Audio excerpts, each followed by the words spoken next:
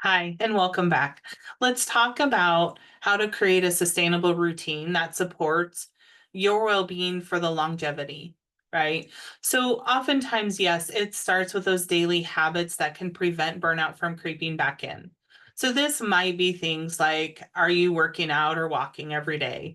Are you spending time doing a devotional, things that spiritually lift you up? Is it the diet you have? But we're going to think about all those daily habits, right? Because do you ever wonder how burnout starts to creep back in? Well, it's the little things that change and we don't realize it. We might not notice it each day, right? So, for example, part of my story of how burnout crept back in for the third time, I stopped getting up early to work out and do my morning devotional and prayer because I wanted to sleep. I was so exhausted. And I just thought if I could get more sleep, I can get back to those things. And then it never happened. But if I had kept those a priority, I don't know if I would have been in the same place of burnout I was. So pay attention to any small thing from your usual routine that you already have. And pay attention to when it starts to shift because those self care activities must happen to keep it from creeping back in. So let's talk about what are those daily habits that keep burnout away. These are those things that you prioritize that for you are an absolute that has to happen every day, whatever that is. That could be getting up at the same time, no matter what. That's a habit. It could be drinking 80 ounces of water a day. That's a habit, right? So think about what are those things you need to prioritize that are, I call them non-negotiables. Certain self-care activities fall under non-negotiables, meaning they have to happen. They are a top priority for your well-being. You do them for a reason. I also want to encourage, no matter what's going on, don't give up your sleep just to get more done. I hear this all the time.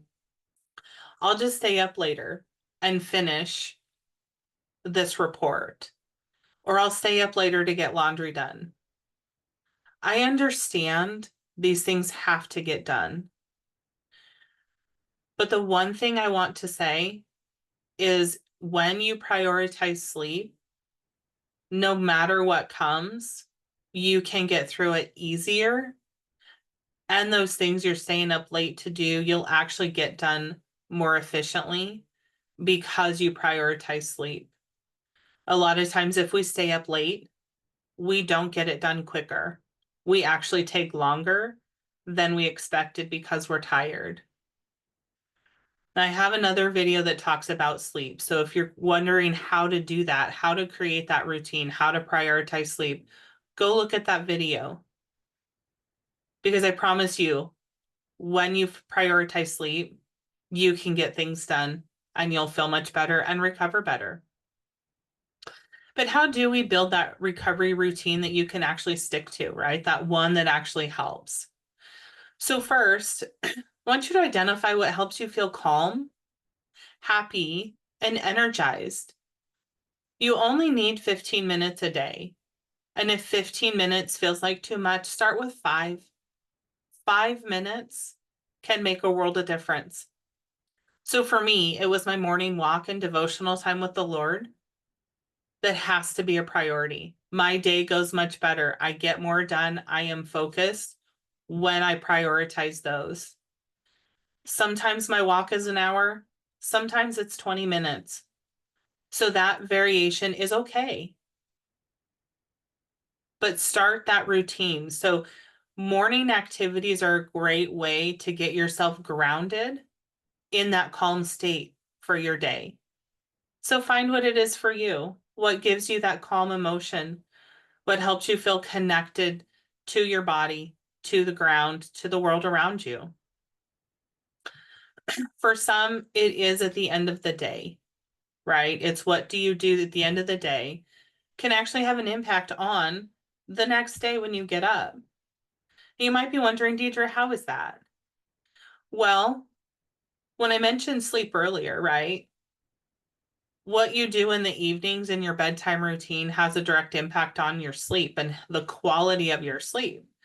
So if you get quality sleep, you start the next day refreshed and you can get more done. So if starting with both a morning and an evening nighttime routine feels like too much, and I know it might feel overwhelming, I want you to pick one. Start with the morning or start with the evening. Start small, 5, maybe 15 minutes. Work on it for a couple weeks. Pick one thing you're going to do for 2 weeks. And if this is helpful for you and you see that it's starting to make a difference, make it a non-negotiable, something you just always do so that you continue to recover. So once you have this routine, what do you do if you start to feel burned out again? I want you to reflect to make sure that you haven't fallen away from those daily habits, those non-negotiables like mine did, right? Like I said earlier, that was my number one mistake for falling into burnout for the third time. So reflect and make sure those things are still happening. If you notice you're starting to feel burnt out and you're still doing your daily habits, when was the last time you took some time off from work, took a vacation? And remember, vacation doesn't mean you have to go somewhere. It just means you're not working. You're taking care of yourself. Now, I've heard about an 80-20 rule for burnout recovery. What this means is what you do 20% of the time intentionally results in 80% of your healing and energy restoration. Now, as I reflect on that percentage, I would say that's 100% true, right? When I've had individuals I walked alongside, when they have prioritized sleep, no matter how much they're questioning, Deidre, are you serious? Is that going to work? When they followed through and tried it, all I'm asking you to do is try things, right? All they did was try sleep. It improved. So what does that look like, right? Because it's intentional. So we all have the same 24 hours in our day, right? And let's say on average you sleep 8 hours. Now, remind you, here's an individual component. We all have a different number of sleep hours that's optimal for us, so you have to find yours. But for this example, we're going to go with 8 hours of sleep. And if you're working, let's say an 8-hour work day, so 40 hours. I know we all do overtime, but just for the math. This leaves you with another 8 hours. Okay. So if you prioritize sleep, you can get a lot more done in those extra 8 hours outside of work. But if you need to fit more within that 8 hours, how would that 80-20 rule look, right? This might mean 1 to 1.5 hours of intentional focus to prevent burnout, which means that 1 to 1.5 hours is all of your self-care, right? It's the movement, it's focusing on nutrition, it's anything that helps you spiritually, right? All of those things that we talk about, give yourself that hour to hour and a half, build up to it. I know when we're burnt out, it doesn't feel like we can give an hour. That's why we start small. We start with 5 minutes. But do you see where this fits, right? We sleep for 8, we work for 8. 8 hours dedicated to family. We can fit in an hour for ourselves. And we need to fit that in. And during that time, focus on those things that give you energy, right? Things that relax your mind and body, that helps you heal.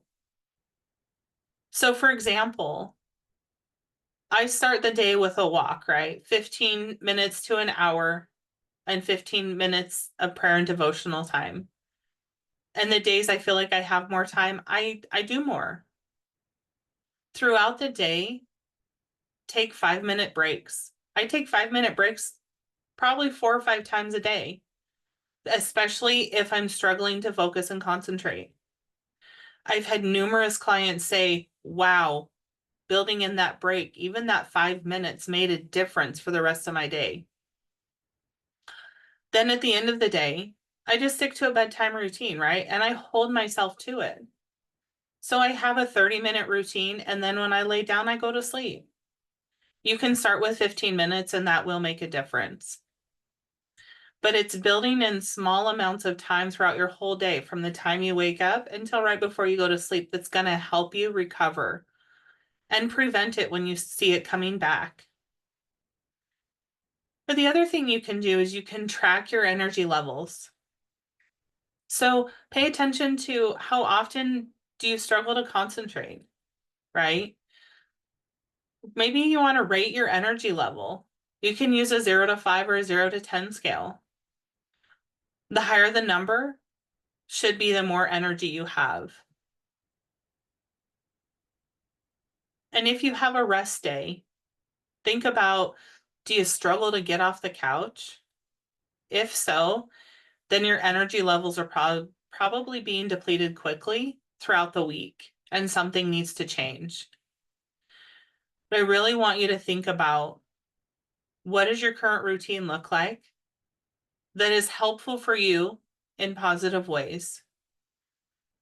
And then pay attention to those. Any small shift means you're probably headed into a stressful state, maybe burnout again, or for the first time, and you need to make a change.